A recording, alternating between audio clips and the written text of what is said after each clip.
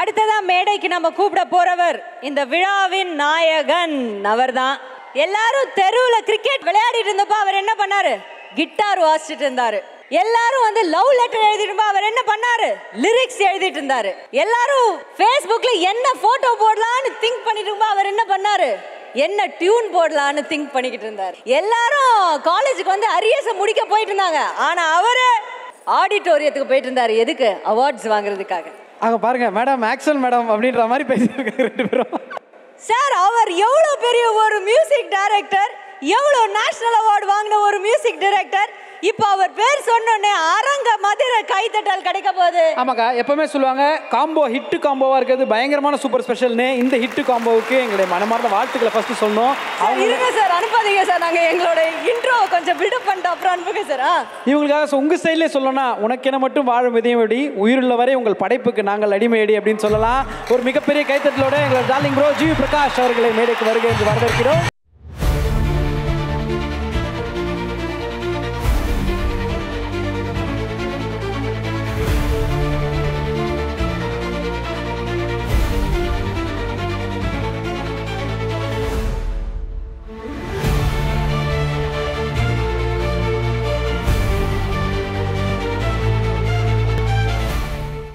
Sir, such a fun-loving person. இசை ஜீவி நீங்க.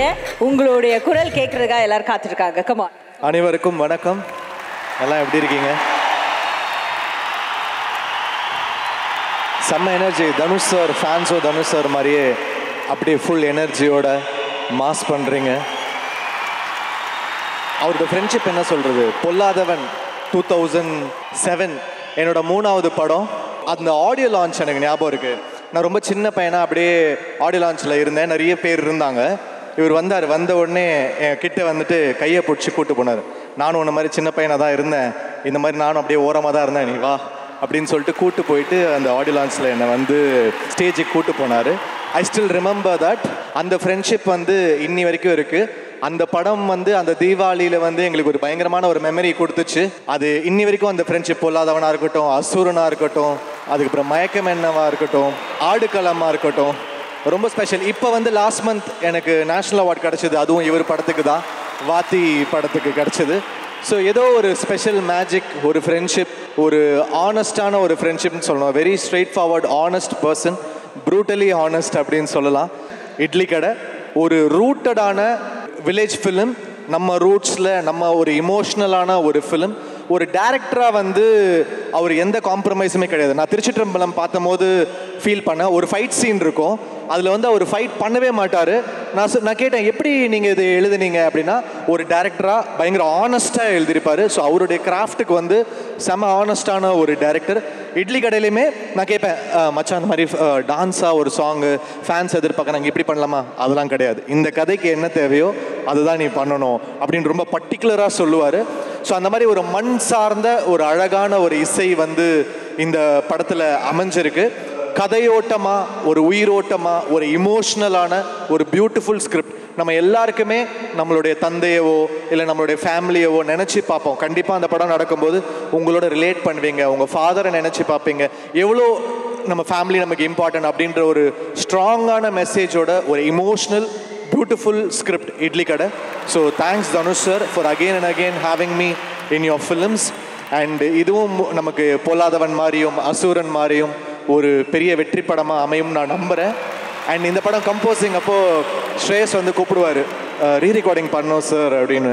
Okay, எங்கேயோ சார் ஷூட்டிங்கில் இருக்காங்கன்னொடனே ஃபாரின் கூப்பிட்டு போவார் ஸ்ரேயஸ். நம்ம ஜப்பானா அமெரிக்காவா எங்கே கூப்பிட்டு போவார் அப்படின்னா, தேனியில் வந்து சங்கராபுரம் கூப்பிட்டு போயிட்டு அங்கேயே அவங்க கேரவேனில் கம்போஸ் பண்ணோம். ஒரு 15 நாள் உட்காந்து ரீ ரெக்கார்டிங் வாசிப்போம். அது மாதிரி ரொம்ப என்ஜாய் பண்ணி ஒர்க் பண்ணோம். இது வந்து ஒரு ஃபேமிலி மாதிரி ஒரு டீமு. எல்லா ஆக்டர்ஸுமே செம்மையாக பர்ஃபார்ம் பண்ணியிருக்காங்க. அருண் விஜய் சாராக இருக்கட்டும், பார்த்திபன் சாராக இருக்கட்டும், சத்யராஜ் சார் வந்து ரொம்ப ஸ்டைலாக இருக்கார் இந்த படத்தில். நான் வந்து சொல்லிட்டே இருந்தேன் தனுஷ் சார் கிட்ட, செம்ம ஸ்டைலாக இருக்கார் இந்த படத்தில் அப்படின்னு. ஷாலினி என்னோட ஃப்ரெண்டு, அவங்களும் இந்த படத்தில் ரொம்ப நல்லா நடிச்சிருக்காங்க. ஒரு பயங்கரமான சீன் இருக்கும், சிங்கிள் ஷாட் சீன் வந்து அப்படியே விளாசி இருக்காங்க. So nice Shalini. அப்புறம் நித்யா மேனன், திருச்சிற்றம்பலம் காம்பினேஷனுக்கு அப்புறம் திருப்பி சேர்ந்துருக்காங்க. ஒரு பெரிய எக்ஸ்பெக்டேஷன் இருக்குது. ரொம்ப ஒரு நல்லா வந்திருக்கு இந்த ஸ்கிரிப்ட், இந்த படத்துடைய பாடல்களும். இன்னும் நிறைய சாங் வரணும். எல்லாம் இந்த போஸ்டர் பார்த்து அந்த டான்ஸ் நம்பர் ரொம்ப எக்ஸ்பெக்ட் பண்ணுறாங்க. அதுவும் சீக்கிரம் விட்டுருவோன்னு நினைக்கிறேன். நிறைய எல்லாமே வந்து ஹோல்ட் பண்ணி வச்சுருக்கோம். நிறைய நம்பர்ஸ் இருக்குது. எங்கள் டைரக்டர் சார் வந்து ஓகே சொன்னோடனே நாங்கள் எல்லா சாங்ஸையும் வந்து ரிவீல் பண்ணுவோம்.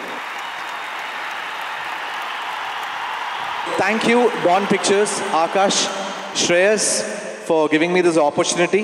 And I really wish Idli Kada becomes a blockbuster for all of us. And crew, GK Prasanna, cameraman, Kiran, Jackie sir, Kavya, எல்லாருக்குமே என்னுடைய வாழ்த்துக்கள். இது எல்லாருக்குமே ஒரு பெரிய பேராகும். October 1st ஒரு 7 நாள் ஹாலிடே இருக்குது. பெரிய ஒரு கலெக்ஷனை அள்ளி கொடுக்க போகுது. Thanks Red Giant for releasing this film. Thank you. Okay, so GV sir உங்ககிட்ட அடுத்து வந்து ஒரு 5 minutes questions கேட்க போகிறோம். Okay, choose the correct answer மாதிரி தான், ரொம்ப சிம்பிளாக இருக்க போகுது. ஃபன் கேள்விகள் தான், எல்லாம் கற்பனையே. நீங்க முதல்ல இருந்தே வில்லங்கமா தான் எல்லாரையும் கேள்வி கேட்டுட்டு இருக்கீங்க.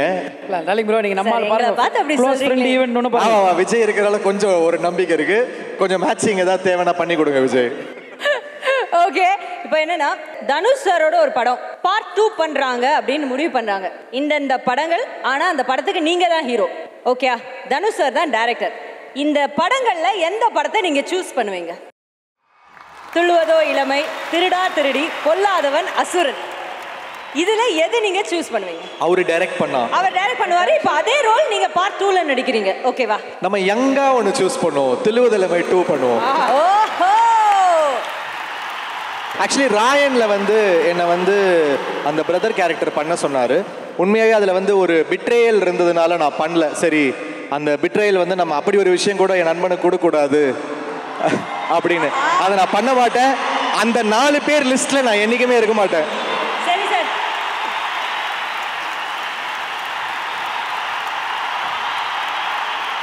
இப்போ வந்து துள்ளுவதோ இளமை படம் பண்றோம். பார்ட் 2 நீங்க தான் ஹீரோ, சார் தான் டைரக்டர்.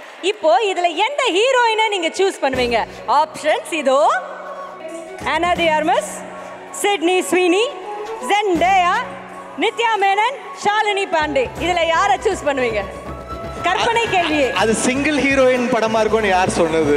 மேபி அதை நாங்க எல்லாரையுமே காஸ்ட் பண்ணுவோம். என்ன மச்சான், துள்ளுவது இளமையில ஒரு ஹீரோயின் தான் இருப்பாங்க அப்படின்றதுக்காக ஒரு கற்பனை.